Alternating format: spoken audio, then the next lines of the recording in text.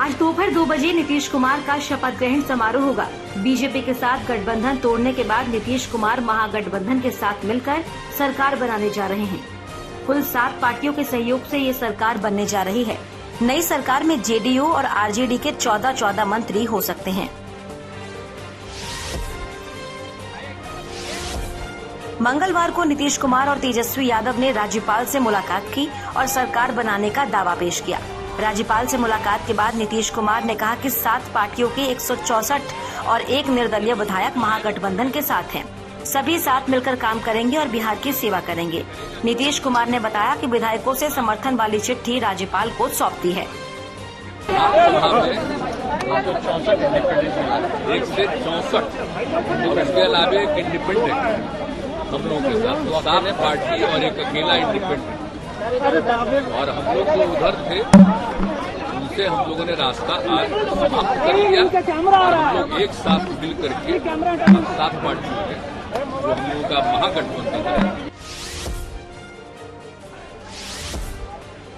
राज्यपाल से मुलाकात के बाद तेजस्वी यादव ने कहा कि अब उत्तर भारत में बीजेपी के कोई सहयोगी नहीं है। बीजेपी जहां रही है वहां सहयोगी पार्टियों को खत्म करने की कोशिश करती है। देश में जो अराजकता का माहौल बन रहा है उसको देखते हुए नीतीश कुमार का ये कदम उठाना बेहद अहम है। तेजस्वी यादव ने कहा कि बिहार का संदेश पूरे देश में जाएगा। उन्होंने कहा कि बीजेपी सामाजिक न्याय पर हमला बोलती है और उसे रोकना जरूरी है। ये तो इतिहास बताता है कि भाजपा जहाँ रहती है, जिसके साथ रहती है, उसको खत्म करने में लगी रहती है। आप पंजाब देख लीजिए, आप महाराष्ट्र देख लीजिए, और जो बिहार में हो रहा था वो किसी से छुपा है क्या? इससे पहले मंगलवार को नीतीश कुमार ने राज्यपाल से मिलकर अपना इस्तीफा सौंप दिया। इस्तीफे के बाद नीतीश कुमार ने कहा कि सब लोगों की इच्छा थी कि बीजेपी से अलग हो जाना चाहिए। विधायकों और सांसदों की सहमति के बाद फैसला लिया। राज्यपाल को इस्तीफा सौंपने के बाद नीतीश कुमार ने कहा कि बीजेपी के साथ एक नहीं कई दिक्कतें थी। उनके नेता बाद में सब कुछ विस्तार से बता देंगे। हालांकि 2024 के चुनाव में पीएम उम्मीदवार के सवाल पर नीतीश कुमार कुछ नहीं बोले। आज सवेरे हमारे पार्टी के एमपी यानी लोकसभा, राज्यसभा और विधानसभा, विधान परिषद सभी के मेंबर्स बैठे और यही निर्णय हुआ कि आप इस गठबंधन को छोड़ दीजिए। राबड़ी देवी के घर पर मुलाकात के दौरान नीतीश कुमार ने एक बार फिर नई शुरुआत करने पर जोर दिया। नीतीश कुमार ने कहा कि अब बिहार में फिर से एक साथ काम किया जाएगा। उन्होंने ये भी कहा कि 2017 में महागठबंधन छोड़ने पर उन्हें भी अफसोस है। नीतीश कुमार के एनडीए छोड़ने के बाद बीजेपी कोर ग्रुप की बैठक हुई। बैठक के बाद गिरिराज सिंह ने जमकर नीतीश कुमार पर निशाना साधा। उन्होंने कहा कि नीतीश कुमार की महत्वाकांक्षा जागी है। बिहार की जनता उनको फिर से सबक सिखाएगी। उनमें हिम्मत है तो बताएं कि उनको कौन तोड़ेगा। वो जीवन में कभी भी प्रधानमंत्री नहीं बनेंगे। वो आज महत्वाकांक्षा जागा है देश का प्रधानमंत्री बनने का, और वो एनडीए में जगह नहीं बल्कि देश में भी उनके लिए जगह नहीं है। ये बिहार की जनता ही उनको फिर से सबक सिखाएगी। प्रधानमंत्री तो उनमें हिम्मत है, वो बताएं कि उनको कौन तोड़ेगा। वो तो पूरे बिहार की राजनीति के तोड़ने वालों में माहिर हो गए। बिहार बीजेपी अध्यक्ष संजय जायसवाल ने नीतीश कुमार के पाला बदलने पर नाराजगी जाहिर की। उन्होंने इसे सीधे सीधे बिहार की जनता के दिए जनादेश का अपमान बता दिया। उनके मुताबिक बिहार की जनता ने एनडीए के पक्ष में वोट डाले थे, उन्हें सरकार बनाने का मौका मिला था, लेकिन नीतीश ने धोखा देकर फिर महागठबंधन से हाथ मिला लिया। संजय जायसवाल ने ये भी कहा कि नीतीश ने ऐसा क्यों किया, इसका जवाब वो ही दे सकते हैं। जो कुछ भी हुआ है उसका बेहतर जवाब माननीय मुख्यमंत्री जी दे सकते हैं। यह सरासर बिहार के जनता और मैंडेट के साथ धोखा है और 2017 की जो परिस्थितियां बनी थी वह खुद वो बताएं कि उस भ्रष्टाचार में क्या अंतर आ गया, उस बातों में क्या अंतर आ गया। यह इस बिहार की जनता के साथ मैंडेट के साथ धोखा। बीजेपी नेता रविशंकर प्रसाद ने भी नीतीश कुमार पर हमला बोला। रविशंकर प्रसाद ने कहा कि नीतीश कुमार को बताना चाहिए कि वो 2020 का चुनाव पीएम मोदी की अगुवाई में जीते थे या नहीं। रविशंकर प्रसाद ने कहा कि नीतीश कुमार ने बिहार के जनादेश का अपमान किया है। नीतीश कुमार से हमें एक सवाल पूछना है। 20 का चुनाव नरेंद्र मोदी की अगुवाई में जीते थे कि नहीं जीते थे? किसके कंधों पर जीत हुई थी? जब मोदी जी ने बिहार में 5 चरण में सघन प्रचार किया तो जीत हुई। 19 के लोकसभा चुनाव में किसके कंधों पर 14 लोकसभा के सीट जीते थे? अपने कंधों पर क्या? जेडीयू संसदीय बोर्ड के अध्यक्ष और पूर्व केंद्रीय मंत्री उपेंद्र कुशवाहा ने जेडीयू के बीजेपी का साथ छोड़ देने के बाद कहा कि यह निर्णय सिर्फ बिहार ही नहीं, देश के लिए भी मील का पत्थर साबित होगा। उपेंद्र कुशवाहा ने ट्वीट किया कि एनडीए से अलग होने के निर्णय से देश को फिर से रूढ़िवाद के दलदल में धकेलने की साजिश में लगी बीजेपी के चक्रव्यूह से हम सब बाहर आ गए हैं। चिराग पासवान ने नीतीश कुमार पर हमला बोलते हुए कहा कि ये सब कुछ लंबे समय से चल रहा था और इसे एक दिन होना ही था। चिराग पासवान ने कहा, मैंने 2020 में कहा था जब उनको मौका मिलेगा वो अपनी व्यक्तिगत महत्वाकांक्षा को पूरा करने के लिए महागठबंधन में वापस आ जाएंगे। ये लंबे समय से चल रहा था और ये इवेंचुअली होना ही था। मैंने 2020 विधानसभा चुनाव परिणामों के तुरंत बाद मैंने इस बात की घोषणा की थी। भविष्यवक्ता नहीं हूं तो भविष्यवाणी नहीं बोलूंगा, पर मैंने इस बात को कहा जरूर था कि बहुत जल्द मुख्यमंत्री जी महागठबंधन में वापस जाएंगे अपनी व्यक्तिगत महत्वाकांक्षाओं से। केंद्र में मंत्री पशुपति पारस ने साफ कर दिया कि वो एनडीए का साथ नहीं छोड़ने वाले हैं। उनकी पार्टी आगे भी बीजेपी का समर्थन करने वाली है। पशुपति पारस ने कहा कि बिहार में जो भी कुछ हुआ है वो विकास के लिहाज से सही नहीं है। नीतीश ने ये सही कदम नहीं उठाया। जेडीयू के पूर्व अध्यक्ष और केंद्रीय मंत्री रहे आरसीपी सिंह ने नीतीश कुमार के एनडीए का साथ छोड़कर आरजेडी के साथ चले जाने के फैसले को 2020 के जनादेश के साथ विश्वासघात बताया। आरसीपी सिंह ने ट्विटर पर लिखा कि बिहार की जनता के एनडीए के पक्ष में दिए गए 2020 के जनादेश के साथ विश्वासघात। नीतीश कुमार दिल्ली जा कांग्रेस के अंतरिम अध्यक्ष सोनिया गांधी और राहुल गांधी से भी मुलाकात कर सकते हैं।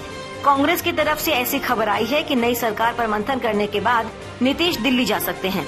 सूत्रों के मुताबिक नई सरकार में कांग्रेस खुद के लिए स्पीकर के साथ साथ 3 से 4 मंत्री पद मांग रही है।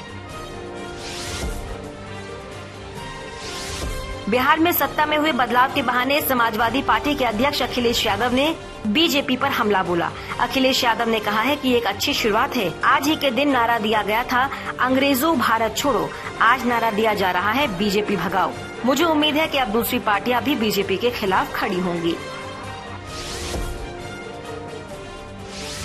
ये एक अच्छी शुरुआत है जहाँ दल इकट्ठे हो रहे हैं और दल मिलकर के भारतीय जनता पार्टी का सफाया कर रहे हैं। लेकिन मुझे देश की जनता से अपील है, इस समय राष्ट्रपिता महात्मा गांधी ने कभी नारा दिया था, इस देश से अंग्रेज भाग गए। आज के दिन देश की जनता तय करे कि भारतीय जनता पार्टी का सफाया होगा।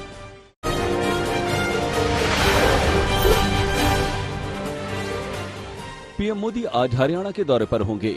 हरियाणा के पानीपत में पीएम रिफाइनरी में 2G एथेनॉल प्लांट का ऑनलाइन शुभारंभ करेंगे।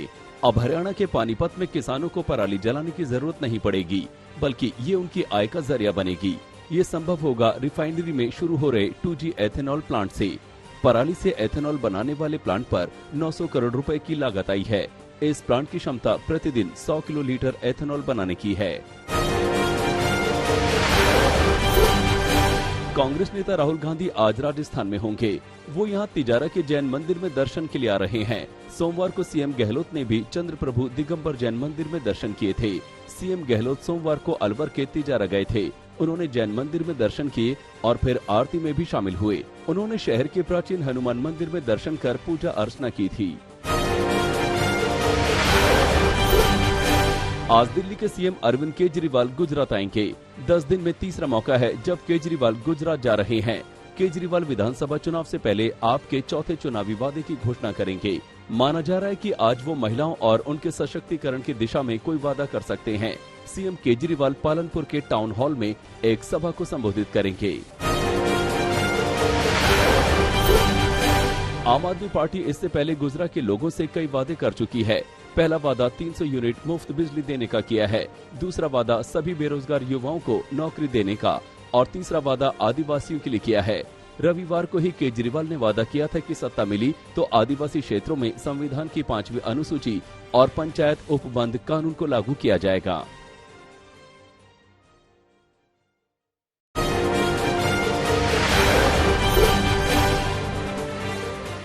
बड़गांव में इस वक्त एक एनकाउंटर चल रहा है। पुलिस और सुरक्षा बलों ने 3 आतंकियों को घेर रखा है। ये तीनों लश्कर के हैं। इनमें एक एरिया कमांडर लतीफ राठौर भी है। लतीफ आतंकी हमलों से जुड़ी कई वारदात में शामिल है। कश्मीरी पंडितों राहुल भट्ट और अमरीन भट्ट की हत्या में लतीफ का हाथ था।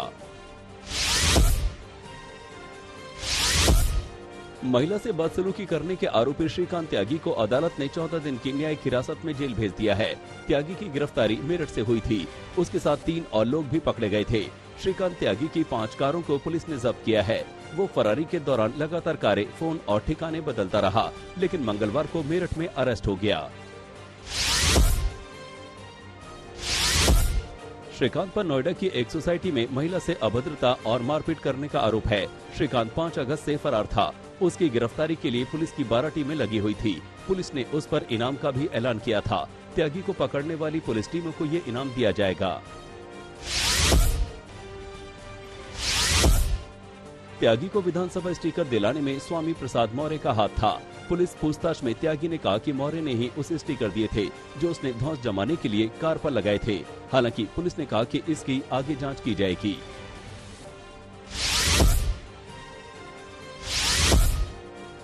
यूपी एटीएस ने आईएसआईएस से जुड़े एक आतंकी सबाउद्दीन को गिरफ्तार किया है। आजमगढ़ के मुबारकपुर में उसे पकड़ा गया। सबाउद्दीन आईईडी बनाने में माहिर है। आजमगढ़ के अमीलोग्राम में 3 दिन पहले 3 युवकों को गिरफ्तार किया गया था। उनसे पूछताछ के आधार पर सबाउद्दीन की गिरफ्तारी हुई।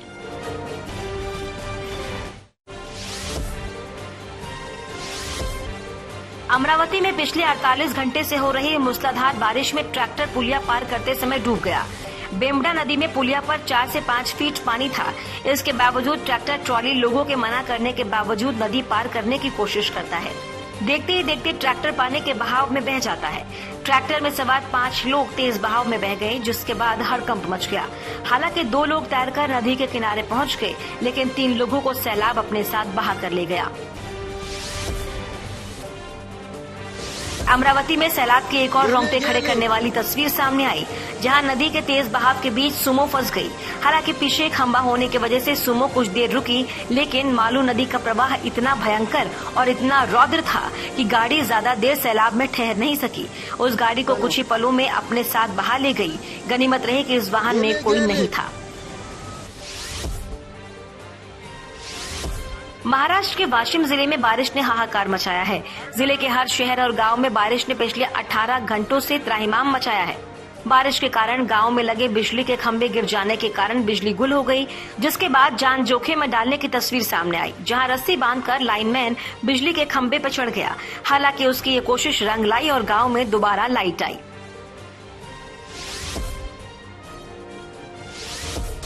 महाराष्ट्र के चंद्रपुर में लगातार हो रही बारिश ने बाढ़ के हालात बना दिए।